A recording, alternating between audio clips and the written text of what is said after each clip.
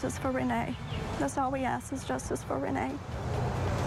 We talked to the family of slain Columbus woman Renee Eldridge a day after her body was found in an Alabama creek.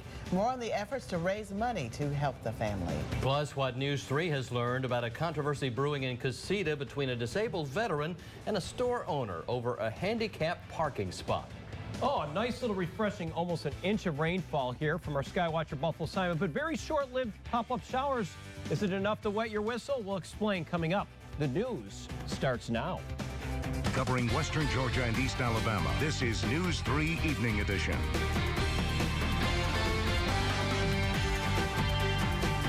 Good evening, everyone. Thank you for trusting News 3. I'm Phil Scoggins. And I'm Teresa Whitaker. First tonight, the latest on the murder of a young Columbus woman.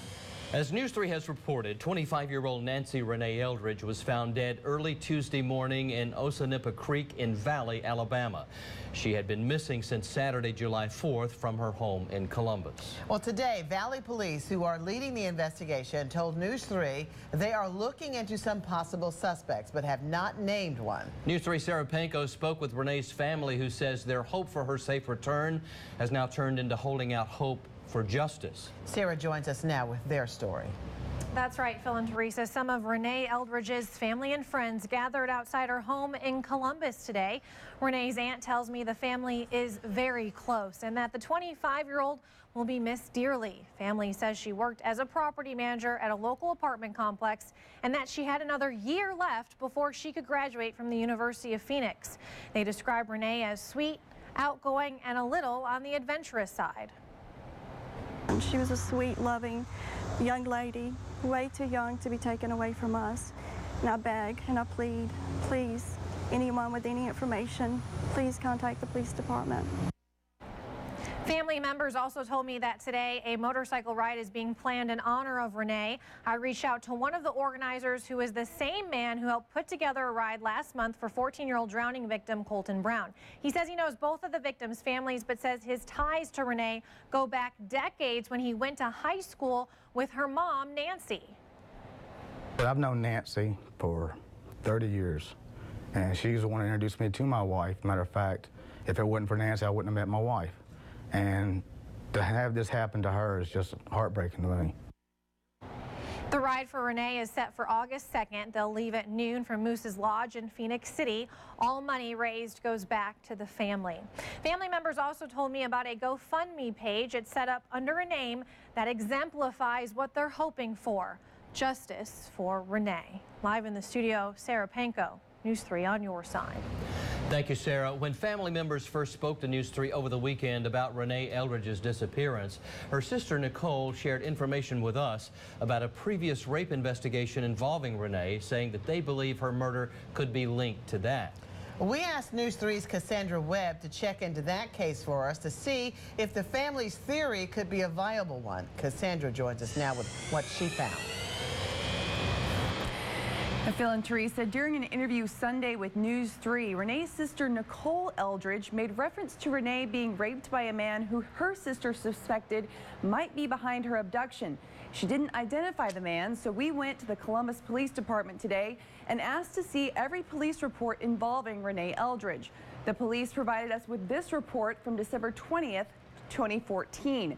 In it, it says Renee Eldridge reported being tied up and raped that morning. Police then arrested the man she claimed raped her. And fast forward to March 10th of this year, when the district attorney's office presented the case to a Muskogee County grand jury seeking to indict the man. But the jury refused to do so after a DNA test showed the DNA found on Eldridge was not from the suspect. The charges were immediately dropped. I spoke to Assistant District Attorney Wesley Lambertus today about this case. He said evidence strongly suggested that a rape did happen, and with the exception of the crime lab results, he actually felt very confident taking the case to trial. The question of who the DNA belongs to remains unanswered at this time. Reporting in the studio, Cassandra Webb, WRBL News 3 on your side.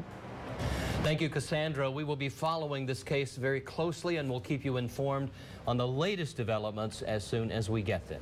Switching gears now to the weather. Temperatures reach into the mid-90s today.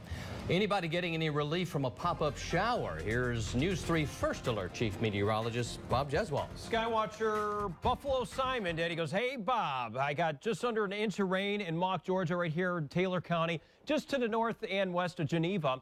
That same persistent little isolated thunderstorm earlier, about an hour and a half ago, came up to a little significant level. It wasn't severe, and it just weakened. It comes up to a very stable atmosphere aloft, and it doesn't really tower up high enough to quantify a very damaging wind event or severe thunderstorm like what we're seeing across central Georgia. But even then, with this weak surface trough, that's enough that kicks us up a bit from the east, is providing some of that moisture, a little bit of lift and dynamics with that heat at the surface, and that's really it. That's what we're going to be seeing, but high pressure is still in control. It's the eastern trough right here that we're talking about with this broken line, which will give us enough maybe lift or dynamics over the next couple of days for afternoon pop-up shower or storm, or as Phil chose the perfect words, added relief, very temporary. So take a look at this a little closer here. You can see this one little isolated severe thunderstorm right now. This is around Twiggs and areas around Wilkinson and Gordon counties here in central Georgia. This is just to the east of Macon. So that's about it, and even that's weakening. Right now, a live picture shows us around Jordan Hare Stadium. A beautiful shot here around Central Campus. Clear skies. Amazing how it pales in comparison to what's happening farther east, but some nice conditions out there. 90 degrees now, and today was a warm one indeed. We almost got to the mid-90 mark officially, Teresa, so we'll talk about some heat and very little chances of rain each day. Back to you. All right, thanks, Bob. Phoenix City is set to pay a woman more than $250,000 after she said a police officer punched her in the face. City Council voted Tuesday to pay Elizabeth Cody Green and her husband Spivey Green $275,000 to settle the $1 million lawsuit. As News 3 has reported, the woman said her eye socket was fractured when an officer punched her while trying to arrest her back in May of 2014.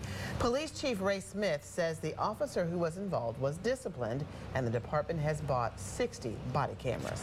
In Muskogee County, Marshal Greg Countryman says he has purchased body cameras for all of his deputies as well. The cameras, which were bought with Muskogee County Marshal's Office salary savings, will be used in the field as well as in the courtroom. Countryman says that they're supposed to help document evidence that will aid in the prosecution of criminal cases, as well as help resolve citizens' complaints. They were issued to the deputies back on June 25th. New at 6 tonight, a disabled veteran contacted News 3 about a concern he has with a local grocery store in Casita. News 3's Brennan Ray spoke with the veteran and the store owner to get both sides of the story. She joins us live outside now of the Coleman's grocery store in Casita. Brennan? Phil, John McElmore has been coming to Coleman's grocery for years. That is until about 2 weeks ago. McElroy says he noticed a car parked in the handicap spot of the store that did not have any handicap tags on it. He confronted the woman who owns the vehicle, telling her, quote, "Thanks for parking in a handicap spot," end quote. The woman was Jackie Lynch, who runs the store for her father. McElmore says Lynch broke the law and needs to be held accountable for her actions and the disrespect she showed to him and other disabled veterans. Lynch told News 3 off camera that McElmore never said anything to her directly, but instead went inside the store and yelled at her employees after she left. The only reason I know why I can't go back is because I called this woman out on her breaking the law. And now she's got her business. She thinks she's big money in this town. He drives up and there's a car parked kind of halfway in the handicap, but not really in the handicap. He drives up, I'm parked right here, I'm getting in my car to leave, and he starts screaming stuff as he's going in the door about people being in the handicap spot. I pull out and leave, and then he continues to rant and rave. Lynch says McElmore made her employees uncomfortable and that she no longer wants him or his family, including his service dogs, back on her property. McElmore says he has already contacted an attorney. Reporting live in Casita, Brennan Ray, News 3 on your side. All right, thank you, Brandon, for that live report. We will have much more about this story coming up at News 3 on the News 3 Night Watch at 11:10 Central. We're learning more about U.S. Army cuts that could impact Fort Benning. The Army says it's moving ahead with big troop reductions that could grow even larger unless Congress and the White House find a way to stop more across-the-board cuts this fall. 40,000 troops are being cut by 2017. The biggest cuts are expected to be made in Georgia and Alaska. Georgia Senator Johnny Isakson says, according to the Secretary of the Army, Fort Benning will see a net loss of 3,400 soldiers. We reached out to the Chamber of Commerce Vice President of Military Affairs, Gary Jones, to ask him about the cuts. Jones says the effect on Fort Benning soldiers will be announced tomorrow. News 3 will be at that announcement and will bring you the latest details online and on the air. Meanwhile, Georgia Senator David Perdue released this statement saying in part, quote, "Today I spoke directly with Secretary McHugh to express my concern for this proposed cutback, specifically the impact on Fort Benning, Fort Stewart, and Fort Gordon. Georgia's strong military community cannot be significantly reduced at the time when we need it most." End quote. Now, meanwhile, a ribbon cutting was held today for the recently renovated VA clinic on Santa Fe Road at Fort Benning. This means those seeking primary care services at the 13th Avenue location will now go to the new clinic on Post. This also means some veterans may not have to make the trip to Tuskegee to get their health care. Veterans in the service area were notified via mail of the upcoming change in their site of care. Coming up on Evening Edition, one of the newly planted oaks at Toomer's Corner had to be replaced today. We'll take you live to Auburn for an explanation. And grounded. That's what greeted United Airlines passengers across the country today. We'll tell you about the computer problems that left travelers stranded.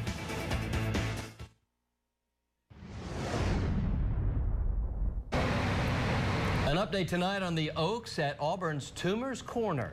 On Valentine's Day, 2 new oak trees were planted at Toomer's Corner. Many were excited for the new trees, but one of them had some problems. And as a result, it was replaced this morning. News 3's Alex Durrence has been at that popular corner all day.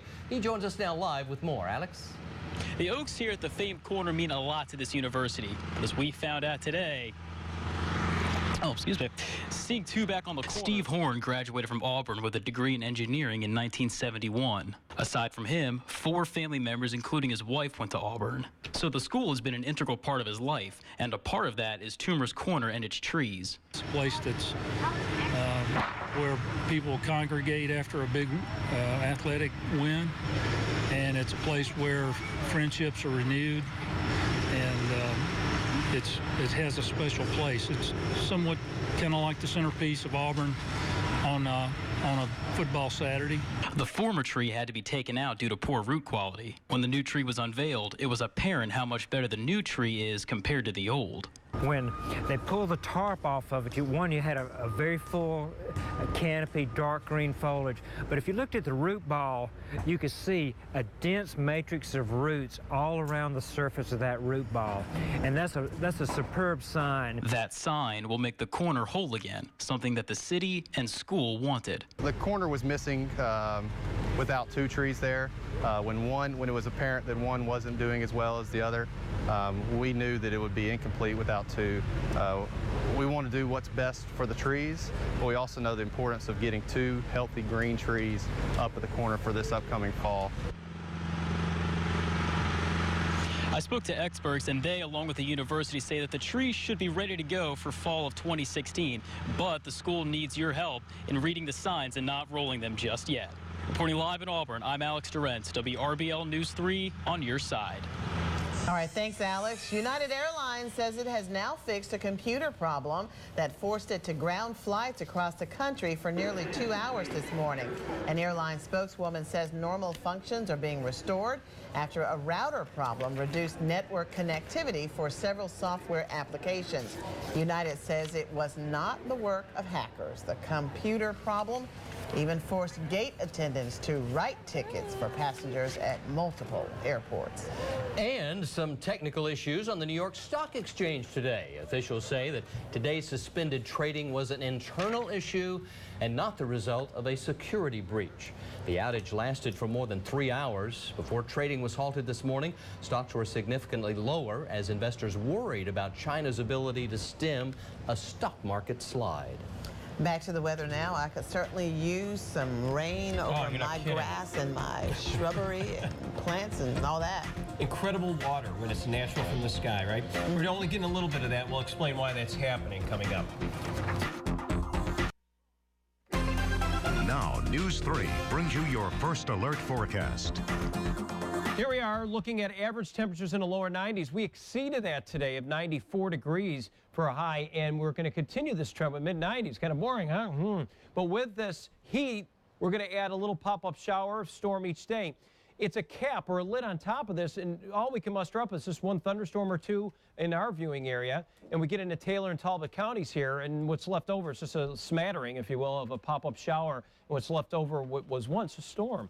We look a bit farther south, a little freckling or a little spots here, it looks like, of a pop-up shower in the computer models. Walking you through Thursday afternoon, clouds start to build again. It does a good job at this. And then the same areas where we have that little weak disturbance off to the east could see a flare-up of maybe a pop-up shower storm. But again, this is very hit and miss, very stray, and very summer-like, simply put. And you can see even on Saturday and Friday, almost the same scenario. So the computer model's a little fickle. They'll show more one day. Almost, it's a guidance model at this point. I mean, we just got an idea that there'll be a stray pop-up shower here or there. Not much going on at Auburn University. We caught it before the break. I'll always show you this picture. We get across areas of east central Alabama. We don't even have hardly any clouds at all, as a matter of fact, with a 90-degree reading. So it's pleasant out there. Those outside conditions do feel a little sticky, though. We call it a little muggy out there with dew points now dipping down to about 66 degrees Fahrenheit. When you get into the 60 to 70 degree range, it gets a little uncomfortable if you overexert yourself. In fact, heat index values could get into the upper 90s during the hottest part of the day, I should say. So 73 in the overnight, mostly clear and calm. And as we get in your first alert forecast for Thursday, let's break it down hour to hour. We start at 7 Central, 8 Eastern. We look at that sunrise at 40 minutes to the hour, 6 Eastern time. We're still talking low 70s here, upper 80s at midday. Woo, we're starting to feel the heat here. Heat index value is about 99 to 100 tomorrow. We're going to say that it's this time of year. It would be repeating ourselves too much because we've already been through this already, and now we know what to do, especially here we are, second week of July. Mid-90s for your midweek forecast. Oh, here it is, 95. We're going to be bold here, go to that 95 degree. Some computer models exceed that, say upper 90s. I think it's safe to say it's pretty much the same story. Not much change, except we have to watch what kind of weak disturbance comes in here in your next 3 days through the weekend. So we still call it like we had today, a slight chance of pop-up storm like we had over in Taylor and Talbot counties, and even south of Fort Benning, a little light shower there. And by next week is when we cool down because we expect more shower activity or thunderstorm activity as well. So there you have it. Wow, slight chances. Slight chances. All right, Bob. Thanks. Well, Sports Director Jonathan Husky joining us now. Almost time for SEC Media Days. And now we know who will be there. Yeah, well, see, you asked last night. I did. And we deliver this morning. That's how we operate. I'll let you know the contingent for our 3 teams coming up. Plus, Braves using the long ball to try and sweep the Brewers, but was it enough? Find out next at the BMW of Columbus Sports Desk. Next on News 3. Time for News 3 Sports. We are less than a week until SEC Media Days, and now we know exactly who will be there. Welcome into the BMW of Columbus Sports Desk. The full contingent of student athletes converging on Hoover was announced by the SEC this morning. We'll start with Auburn. We already knew Jeremy Johnson would be there as part of the Beyond the Field initiative. He'll be joined by senior defensive back Jonathan Jones and linebacker Chris Frost. Auburn first off the board on Monday. Next up is Alabama. The Crimson Tide faithful will convene on the Winfrey Hotel in Hoover on Wednesday this year. They'll see their Beyond the Field guy, linebacker Reggie Ragland, also senior running back Kenyon Drake, back after a broken leg, ended his season a year ago, and senior offensive lineman Ryan Kelly. And finally, Georgia, they're bringing up the rear on the final day, Thursday morning. We already knew Malcolm Mitchell would be there. No word on if he'll be catching footballs lying down this time. He'll be joined by a stalwart on the Bulldog offensive line, senior tackle Big John Theus, and a local boy, former Harris County Tiger, Jordan Jenkins. Mark Richt expecting big things out of him this year. Also next week, the first ever PGA Tour event in Alabama as the Barbasol Championship is played at the Lake Course at Grand National. This week, the tournament announced some new additions to the field. Auburn's Ben Schlotman is a sponsor's exemption, and Auburn alum and Web.com Tour #1 Patton Kaiser joined the field as well. The field is combined for 165 PGA Tour wins, the most coming from David Toms with 13. Most recently, the 2011 Crown Plaza Invitational. The 132 golfer field will compete for a $4 million purse. Braves trying to finish off a sweep of the Brewers. And how is this guy not an all-star? Cameron Maben having a monster year. And adding on here in the third, just buggy whipped out to left. A 3-run shot, and the good guys are on top. 3-zip. Not done in the inning either. 2 batters later, that's Kelly Johnson. And don't mind him. He's just leaving. A solo shot into the Braves bullpen and right. Atlanta on top 4-0. Needed a few more, though, because in the 8th, now 5-3 with 2 men on. Carlos Gomez, that's out in a hurry. Good night, hit the lights, lock the doors. Braves drop the series finale 6-5. And now this from last night in Pittsburgh. You've got the grounds crewman just flat plowed by the Tarp. See, everybody laughs, but see, the wind catches one of those things like a big sail. How about this, though? You got Sean Rodriguez and Andrew McCutchen, the league MVP. They're going to go out and help rescue the man. Trying to get him out. Everybody's okay. Pirates would beat the Padres last night 3-2. And then today, actually, the grounds crew out there in Pittsburgh had a little outline of a guy around third base. It said R.I.P. Tarp Man. He's like laid down there like that. But you know, those things are always fun. But it's glad everybody's okay. And how about the players jumping in there and hauling that thing off? That was something. That's something else, right? And to have something like that happen and it get captured on camera so that he will be able to show that to his Yes, I'm sure he will never hear about that again. He will hear that He'll be around for a long time. We're coming right back. Well, dry at my house, but some folks in the Valley area getting some rain. Do you have rain envy, I think, a little bit? Because nothing makes your grass prettier than rain. That's true. The water it all day with the hose, and it just doesn't really do the trick. You ever taste rain on your lips? It just feels so good. It's just something refreshing, right? Well, we have 2 little isolated thunderstorms. One near Plains is a little more significant. It's sub-severe. It's not a big deal. But this is about all we can muster up there, and that's what's happening now. A little shower trying to build up here in Fort Benning, just mainly off the main post, and you can see it's just a shower there. It's still kind of meandering. It adds a little relief in that area for some of the wild pigs out there and the guys training and maneuvers. That's about it. Seriously, there's a lot of Husqvarnas out there. Those Huskies, Jonathan. Thanks. That'll do it for Evening Edition. Have a safe and pleasant evening, everyone. Good night.